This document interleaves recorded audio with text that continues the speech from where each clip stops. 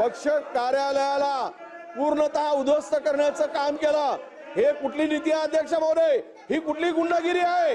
म्हणजे बहुमताच्या भरोशावर सत्तेची मस्ती म्हणून जर या पद्धतीनं होत असेल, या घटनेसंदर्भातील निवेदन सभागृहासमोर करण्यात आले आहे।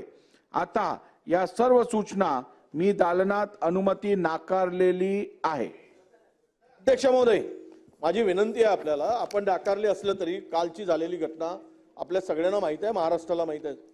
ज्या आमच्या पक्षाच्या कार्यालयावर ज्या पद्धतीनं भ्याड हल्ला झाला अध्यक्ष महोदय, बघा रिॲक्शन अध्यक्ष महोदय, ज्या पद्धतीनं आम्ही काल पण आंदोलन केलं अध्यक्ष महोदय, आम्ही केलेलं आंदोलन, आम्ही शांततेच्या मार्गाने महाराष्ट्रात आंदोलन केलं, पण या पद्धतीनं पक्षाच्या कार्यालयाची काही गुंड प्रवृत्तीच्या या लोकांनी तोडफोड केली अध्यक्ष महोदय।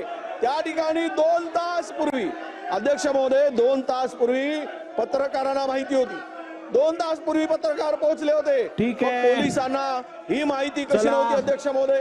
ठीक आहे, समजलं, चला पुढे। आमचे नेते राहुलजी गांधी, सोनियाजी गांधी यांच्या फोटोची मोडतोड केली, शाही फेकली, विडंबना केली, आणि आपल्याला याही पलीकडे सांगतो अध्यक्ष महोदय की ज्या खुर्च्या तोडून पक्ष कार्यालयाला पूर्णतः उद्ध्वस्त करण्याचं काम केलं, हे कुठली नीती आहे अध्यक्ष महोदय? ही कुठली गुंडगिरी आहे? म्हणजे बहुमताच्या भरोशावर सत्तेची मस्ती म्हणून जर या पद्धतीनं होत असेल तर आपण तिथे बसून आहात, महाराष्ट्राच्या या विधानसभेच्या सर्वोच्च स्थानी बसून आहात।